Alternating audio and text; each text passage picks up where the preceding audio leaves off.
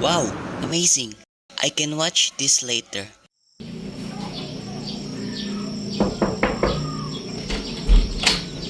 I'm home.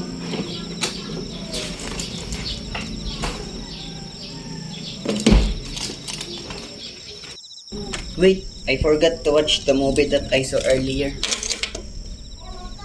Hmm.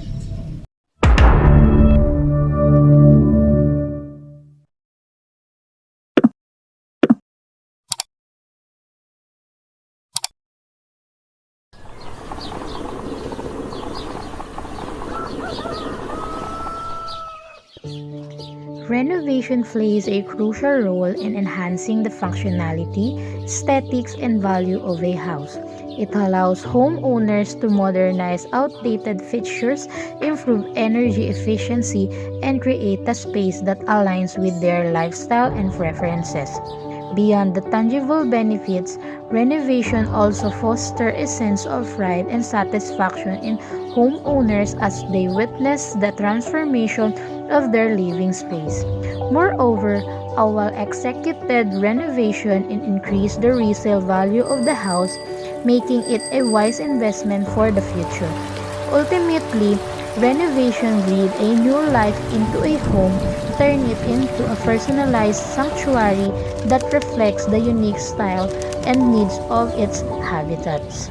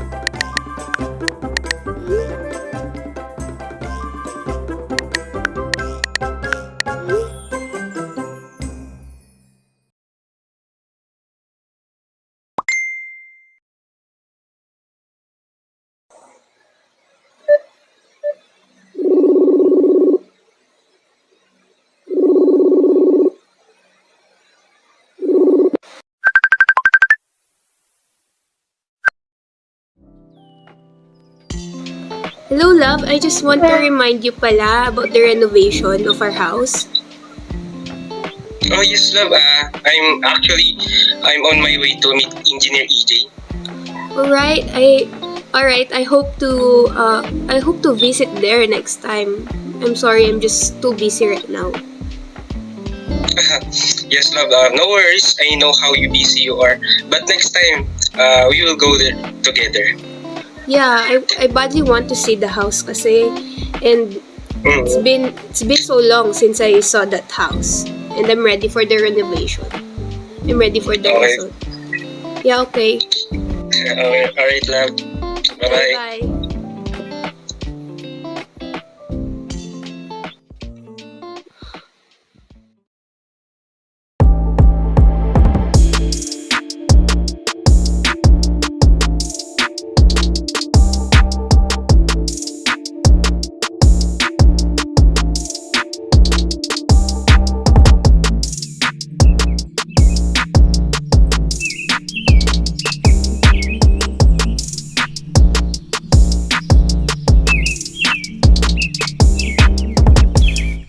Good afternoon, Engineer. Good afternoon, sir. So this is the floor plan as you requested, and I have two designs, sir. Wait a minute. Okay. I agree with this, Engineer, and I know my wife will love this. Okay, sir. I will process it to the contractor to start working on it. How long will it take?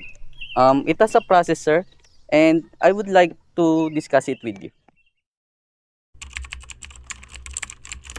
After Engineer Ramos and Mr. Breis discussed the floor plan options for the renovation, Engineer Ramos, who assigned to the project, conducted a meeting with his manpower to discuss and finalize the estimated duration time for each activity.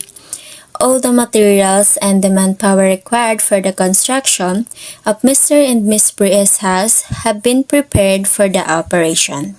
In the operation and execution of this project, which is the renovation of Mr. and Miss Breis' house, we need to determine the project duration and the critical path.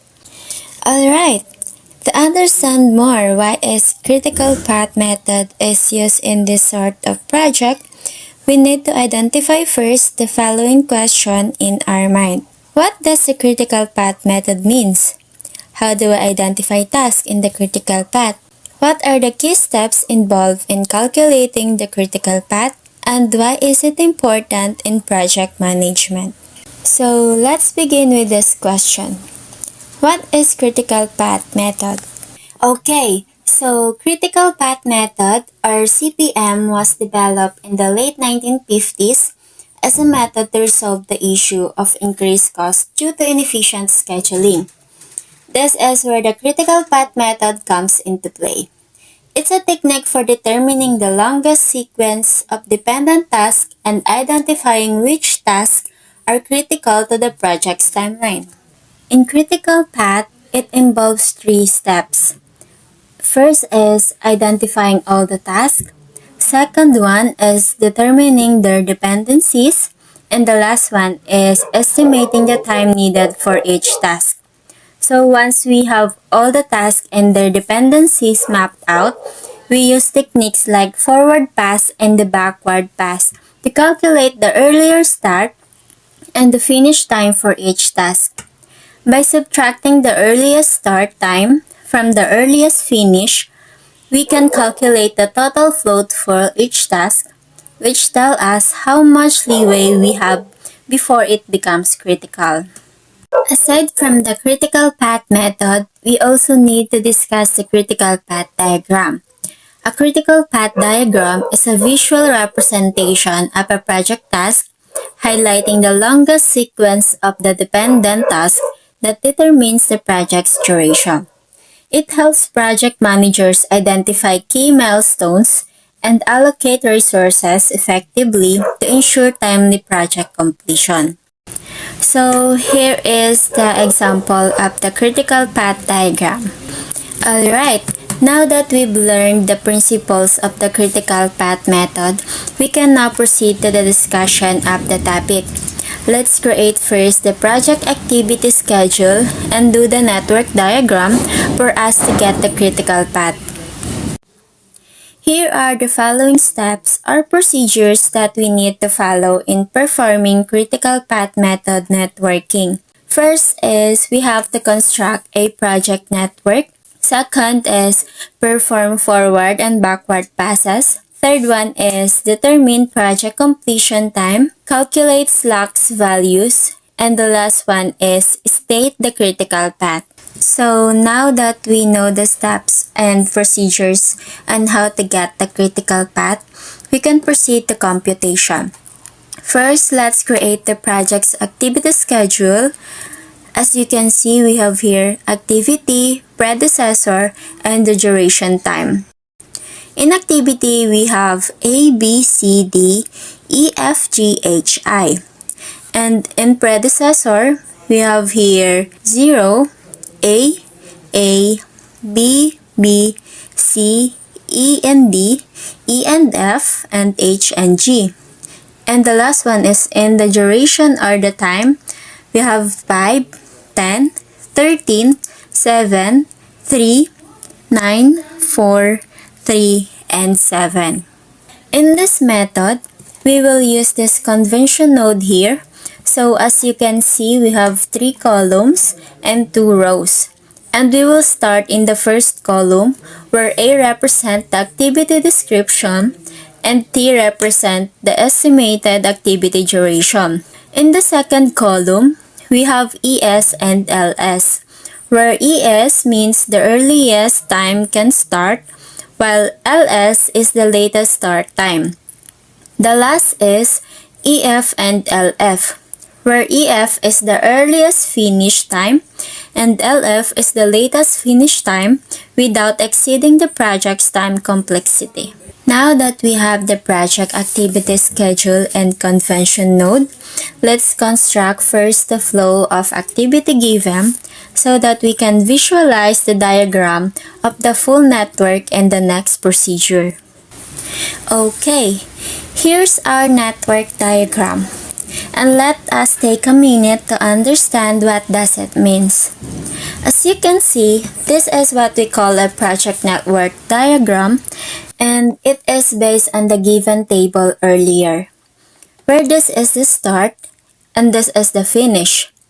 This network diagram has 4 paths, and the first path is A, B, D, G, and I. Another path is A, B, E, G, and I. The third path is A, B, E, H, and I. And the last path is A, C, F, H, and I. Moving on, let's start with activity A. As you can see in the table, activity A is the first activity in the project because it has no predecessor. Activity A should begin as the starting point of the flow. Activities B and C depends on activity A to be able to start. And in the same way, activities D and E require activity B to begin. Activity F needs activity C to be completed. On the other hand, activity G depends on both activity D and E to be completed. Same as the activity H requires activity E and F to be able to start. Last, since L has no successor, so they can directly to go to finish. The first objective is to do the forward pass. Alright, so let's start with activity A. Activity A, which has no predecessor, so the earliest start time will be 0. Now that is indicated that activity A has stood to be completed, then we can compute the earliest finish time using this formula. EF is equals to ES plus T. So applying the values to the formula, the earliest finish time for activity A is 0 plus 5, which gives 5. So let's jump to activity B, which needs activity A to be completed before it can start.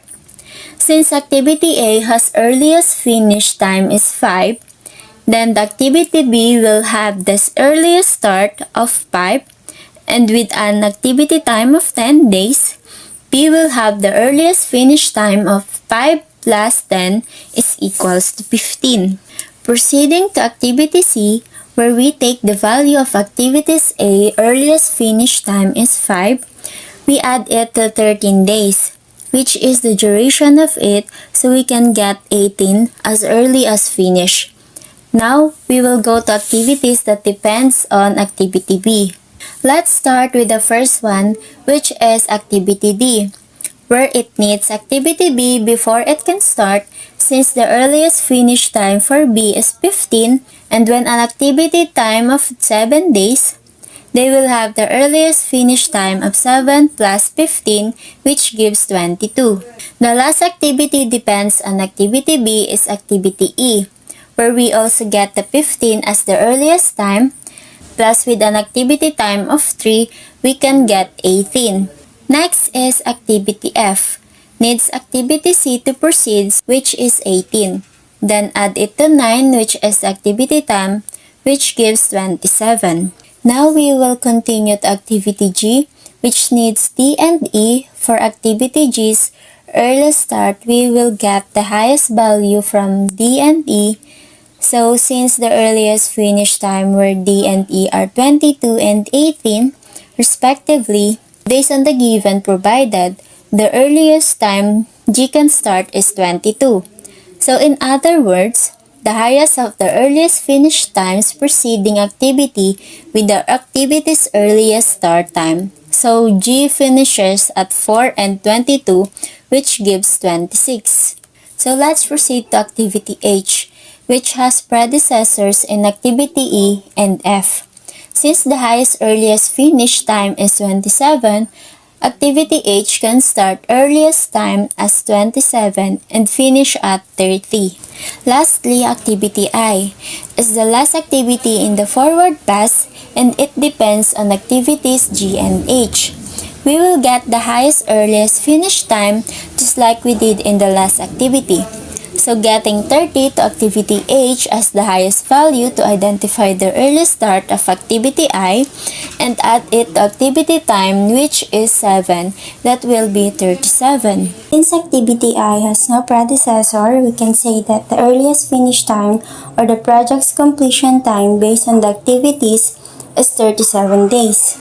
So that activity I cannot be completed in longer than 37 days. Now, after completing the forward pass and identifying the earliest finish of the project, which is 37 days, we will now proceed to the backward pass.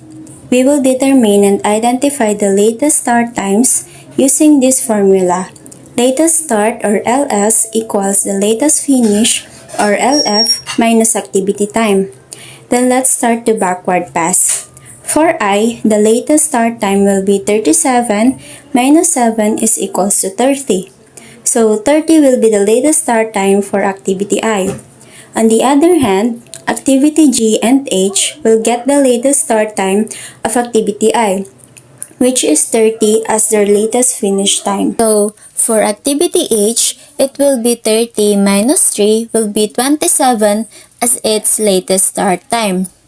And for activity G, it will be 30 minus 4, which gives 26 as its latest start time. Next is activity F, which has only one successor, that is activity H, which has the latest start time of 27 minus 9, which gives 18. Now let's proceed to activity E, which has two successors, activity G and H. Here it is the opposite of the forward pass, that we need to get the highest. In the backward pass, we should get the lowest value of the successors. So their latest start times are 26 and 27 respectively. As a result, the lowest value that we get is activity G, as the finish time has to be 26 for activity E to start. The latest start time of activity E is 26 minus 3, which gives 23. In activity D, it has only one successor, which is activity G, and the latest start time is 26 subtracted to 7 will be 19 as its latest start time. For activity C, same process as activity D, which has one successor and it will be 18. So 18 minus 13 is equals to 5. Then activity B has two successors, so let us get first the lowest value for us to know the latest start time of activity B.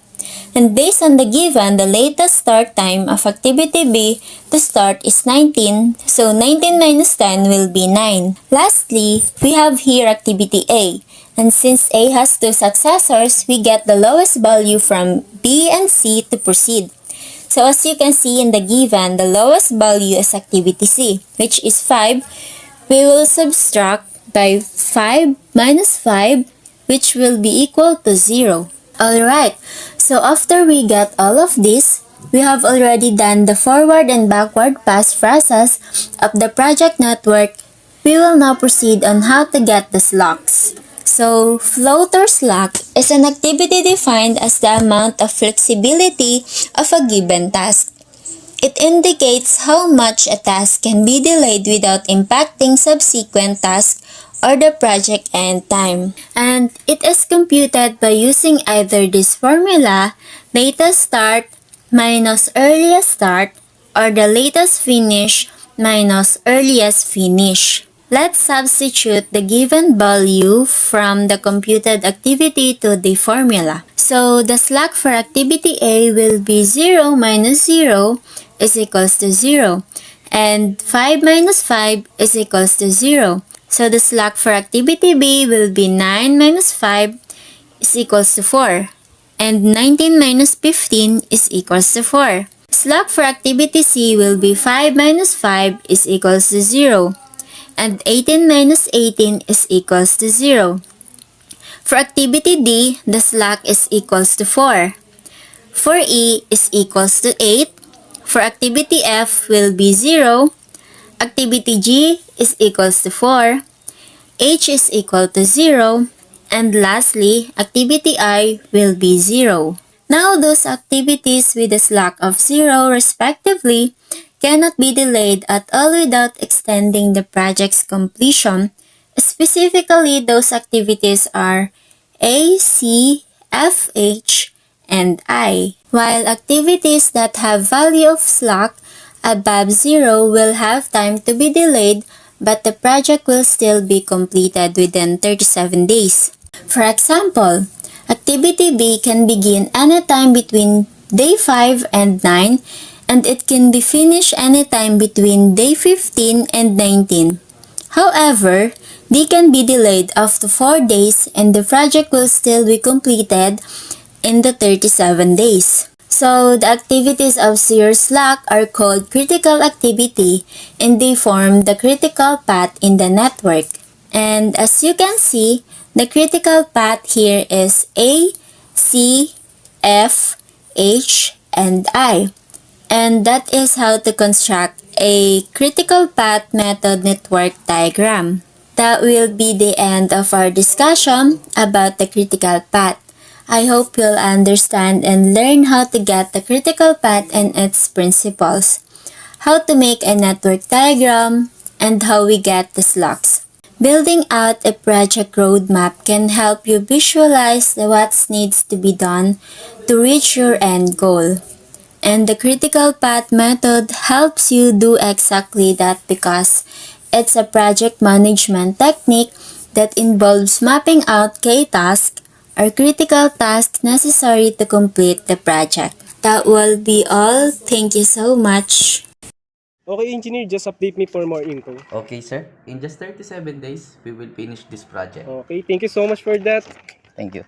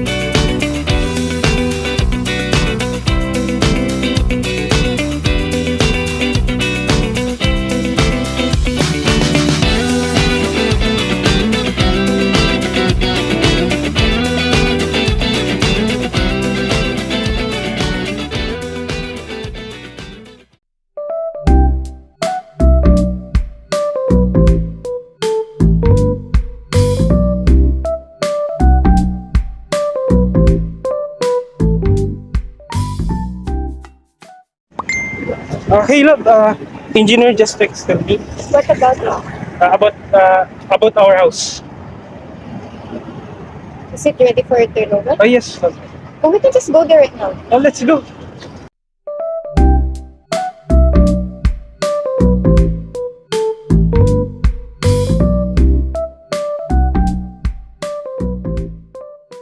Good morning. Good morning. By the way, this is my wife. Good Hi, morning. good morning. As I said, in just 37 days. And this is the certification for the turnover of your house.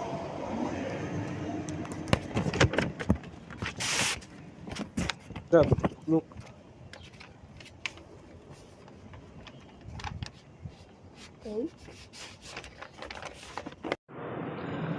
Congratulations again, sir, and thank you. I need to go because I have some appointment to do.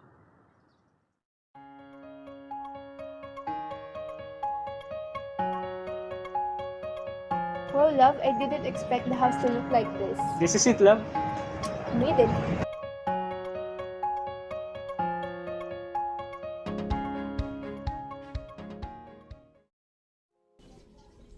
I love this movie. Someday, I will have my own house.